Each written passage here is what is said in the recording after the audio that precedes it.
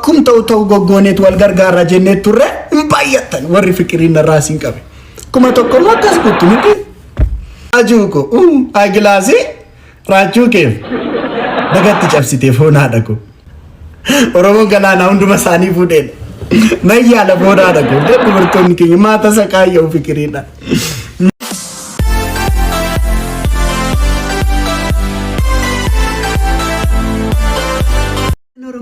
Intinaan ishinaashaadha. Intinaan amaaraadha. Irregreedhisi biraazar. Irregreedhisi.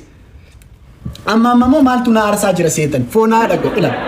Warri nuti intinaan Oromoo miti nuti jenne baay'ataniitu baay'ina Oromoo caaluuf jiru. Warrumti isin Oromoo miti jedhaman baay'ataniitu baay'inaan Oromoof jiru. Irregrii kaastu namni wayaa akka hedinsaa sittiin tolle taana innaatu inni bar Oromoo miti. Intiniidhaan misilteedha barminaaminetu. Maalidhaa? Waaqaastu foon haadha ko. Dhiisaa akkas Oromummaa walirraa murquu kana dhiisaa.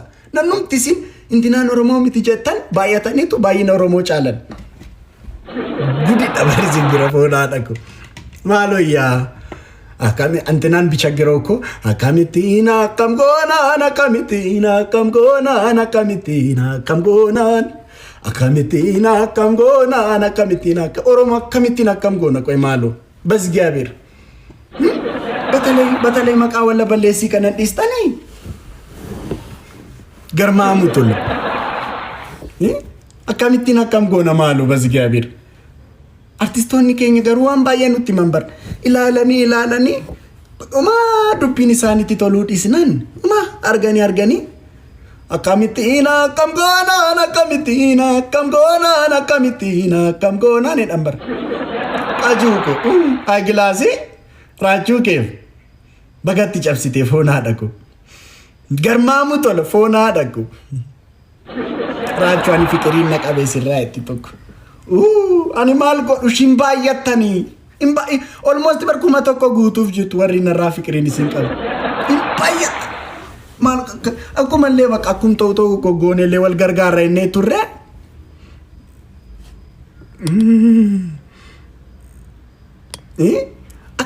akum tau gogonet wal gargaara jenne turre baay'attan warri fikiriin irraa siin qabe. Kuma tokko akkas guttu miti. Maal godhu akkamitti wal gargaaruuf hin tolu. Foon haadha. Ay dubartoota garuu nammo kora amma dandeetta mokko. Nana darasa. Foon haadha ko nana darasa. Dadhabee jedhu. Jiituu koo qashti lubbuu foon amman danda'e Oromummaadhas baay'isee. Gaaffii deebii Oromummaa deebisuu waan ta'eef akka qabsoottan ilaala hamman danda'e nayyaana. Dadhabeen jedhu akkas ta'een jedhu nayyaala deebii keessa. Kuma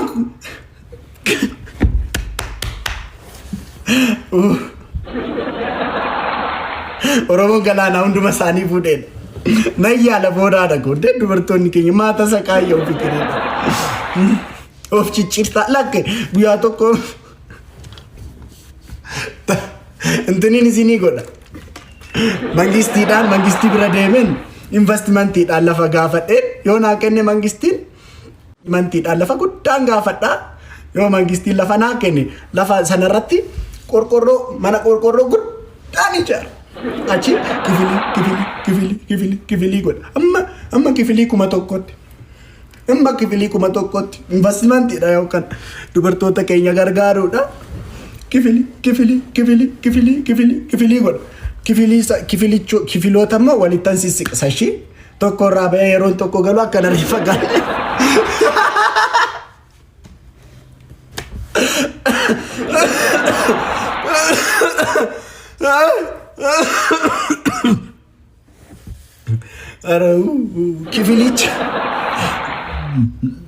Kifilicha wal birattan sissiqsa ishee investimentiidhaan edda lafa fudhadhe qorqorroo guddaa tokko akkuma magaazanii hojjedheen kifilii tokko, kifilii lama, kifilii sadii, kifilii afur, kifilii shan jedheen kennana. Kifilicha immoo wal bira buuksee tokko akka jaarsaatti qofaa ta'a. Idmeen deemee rakaa kanaaf kifilii tokko akkuma ta'u goggoona bakka dubartoonni keenya yaa isin kuma tokko amma namni biraa isin irratti dabalamutti hunduma keessan bira ga'uu qaba hunduma keessan addaarrasuu qaba akka akkuma ta'u goggoona inbox godha hinduu taraachuu go Titu ko maal godhu shi saba ko akkasittan dhiisaare ummata rakkate ummata rakkoo keessa jiru kan akkamittan dhiisaare ofii du'uu wayya bar namni kuma tokko du'uu mannaa jiituu ko nambe of aarsaa gochaa hin jira bar saba ko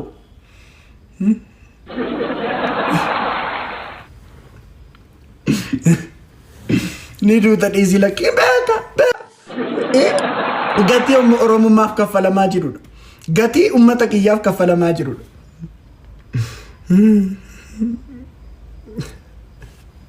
Ganama madrakii irratti waan ta'a kana hunda bira deemtee hin dandeessu. Kunis intini isa tokko madrakii godhee